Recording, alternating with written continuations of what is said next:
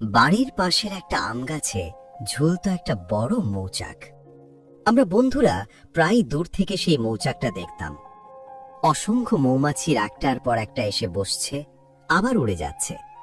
তখন মনে হতো ওদের ভেতরে যেন একটা আলাদা জগৎ আছে। কেউ বলতো ওদের ভেতরে অনেক মধু ভরা আছে সব সময়। কেউ বলতো কাছাকাছি গেলেই ওরা কামড় দিয়ে বসবে। কিন্তু ছোটবেলার কৌতূহল কখনোই থেমে থাকতে চায় না। একদিন আমাদের এক বন্ধু একটা ছোট পাথর তুলে নিল।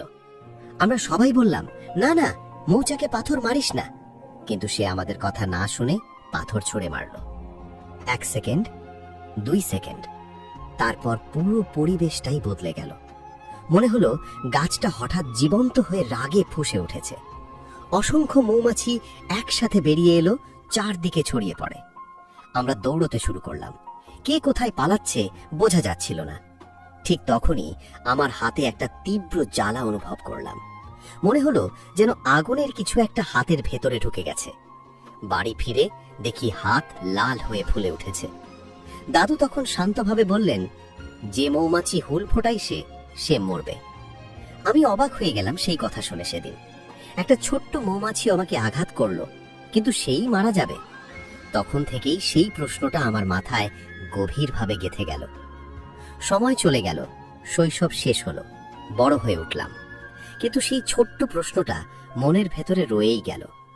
একদিন হঠাৎ ভাবলাম, চলো এর সঠিক উত্তরটা খুঁজে দেখি। আর তখনই জানলাম এটা শুধু সাধারণ কোনো ঘটনা নয়, এটা আসলে প্রকৃতির এক অসাধারণ এবং গভীর ডিজাইন। সব মৌমাছি হুল ফোটানোর পর মারা যায় না, কিন্তু যারা মারা যায় তারা হলো ওয়ার্কার হানিবি বা কর্মী মৌমাছি। এই কর্মী মৌমাছিরাই পুরো কলোনি চালায় এবং রক্ষা করে। ওরাই মধু সংগ্রহ করে, চাক বানায় আর পরিবার বাঁচায়। মানে ওরা শুধু শ্রমিক নয়, ওরা একসাথে সৈনিকও বটে।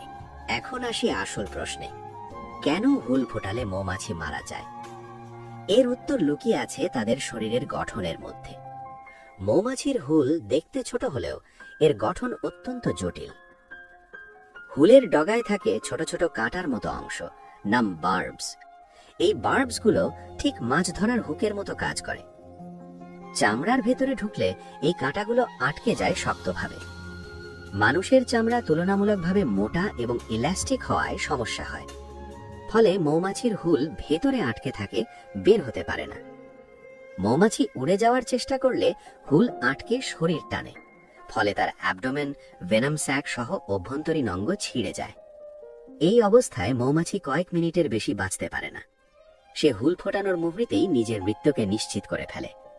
এটা শুনতে অবিশ্বাস্য লাগলেও এটাই নিষ্ঠুর বাস্তবতা।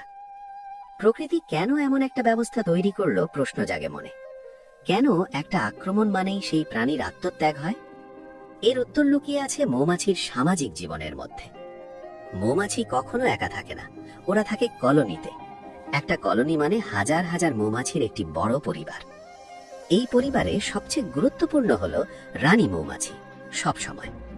কারণ সে ডিম দেয়, পুরো কলোনি তার উপর নির্ভরশীল। শত্রু আক্রমণ করলে ওয়ার্কার বিজ নিজেদের জীবন দিয়ে রক্ষা করে। মৌমাছি হুল ফোটানোর সময় একটা অ্যালার্ম ফেরোমন ছড়িয়ে দেয়।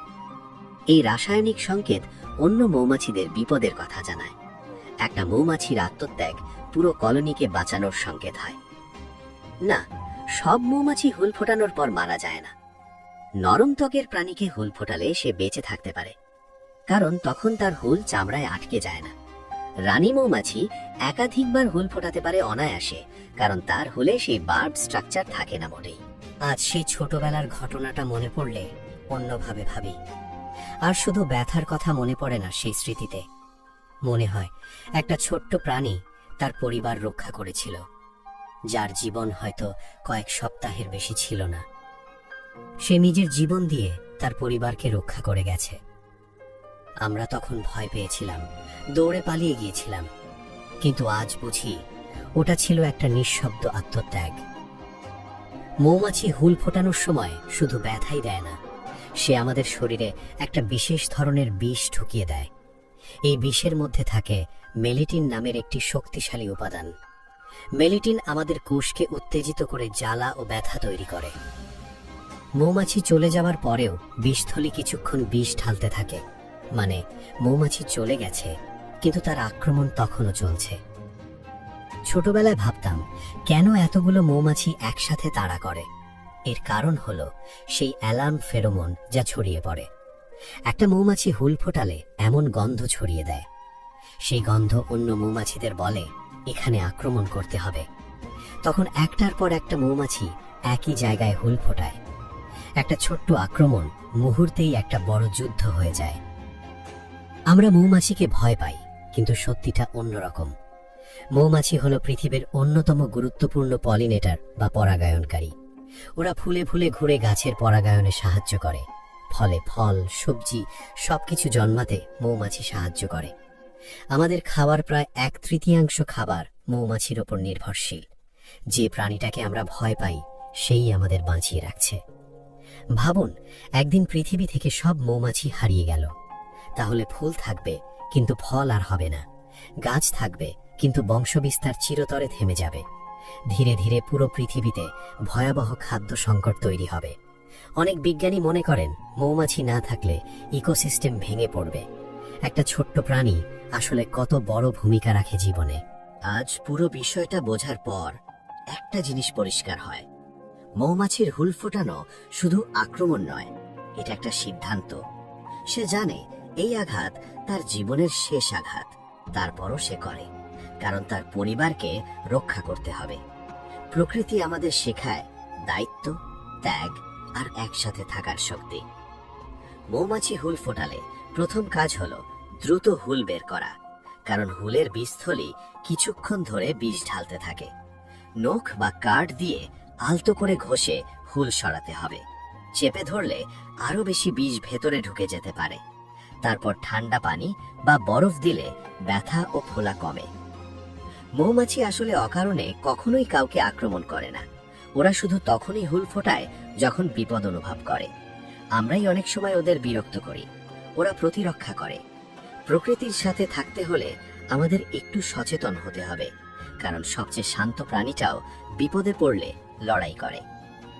একটা ওয়ার্কার মৌমাছির জীবন আসলে খুবই ছোট, প্রায় 5 থেকে 6 সপ্তাহ। এই অল্প সময়ের মধ্যেই তারা হাজার হাজার ফুলে গিয়ে মধু সংগ্রহ করে। প্রতিদিন তারা নিরলসভাবে কাজ করে, কলোনির জন্য নিজেদের সর্বোচ্চটা দিয়ে যায়। ভাবুন তো, এত ছোট জীবনে এত বড় দায়িত্ব পালন করে তারা। তাই শেষ মুহূর্তেও তারা নিজের জীবন দিয়ে কলোনিকে রক্ষা করতে দ্বিধা করে না। বর্তমানে পৃথিবীতে মৌমাছির সংখ্যা ধীরে ধীরে কমে যাচ্ছে, যা খুবই উদ্বেগজনক। কিন্তু আমরা চাইলে ছোট ছোট কিছু কাজ করে তাদের বাঁচাতে সাহায্য করতে পারি। বাড়ির আশেপাশে বেশি বেশি ফুলের গাছ লাগানো তাদের জন্য নিরাপদ পরিবেশ তৈরি করে। অপ্রয়োজনীয় কীটনাশক ব্যবহার কমালে মৌমাছির জীবন অনেক বেশি নিরাপদ হয়ে ওঠে। প্রকৃতিকে বাঁচাতে বড় কিছু দরকার হয় না, ছোট সচেতনতাই অনেক বড় পরিবর্তন আনে। হাজার বছর ধরে মানুষ আর মৌমাছির মধ্যে এক অদ্ভুত গভীর সম্পর্ক গড়ে উঠেছে। মানুষ মধু সংগ্রহ করে, আর মৌমাছি প্রকৃতির ভারসাম্য রক্ষা করে নিরলসভাবে প্রতিদিন। প্রাচীন মিশর ও গ্রিসে মৌমাছিকে পরিশ্রম, শৃঙ্খলা এবং ঐক্যের প্রতীক হিসেবে ধরা হতো। তাদের সমাজ ব্যবস্থা এতটাই সংগঠিত যা মানুষের অনেক সমাজকেও অনুপ্রাণিত করেছে দীর্ঘদিন। আজও তারা আমাদের শেখায় ছোট ছোট কাজ একসাথে মিলেই বড় সাফল্য এনে দেয়। তাই মৌমাছিকে শুধু ভয়ের চোখে না দেখে সম্মান আর বোঝাপড়ার চোখে দেখা উচিত। প্রকৃতি কখনোই অকারণে কোনো কিছু তৈরি করে না। প্রতিটি আচরণের পেছনে থাকে গভীর বিজ্ঞান আর অর্থ। একটা মৌমাছির ছোট্ট হুল আমাদের অনেক কিছু শিখিয়ে দেয়। কখনো কখনো সবচেয়ে ছোট প্রাণীর মধ্যেও বড় সাহস থাকে। আপনি কি কখনো মৌমাছির হুল খেয়েছেন জীবনে? আপনার সেই অভিজ্ঞতার কথা কমেন্টে লিখে জানান আমাদের। ভিডিওটা ভালো লাগলে লাইক, কমেন্ট আর শেয়ার করুন। সাইলেন্ট ভিজুয়ালসকে সাবস্ক্রাইব করুন এমন আরও গল্প জানতে।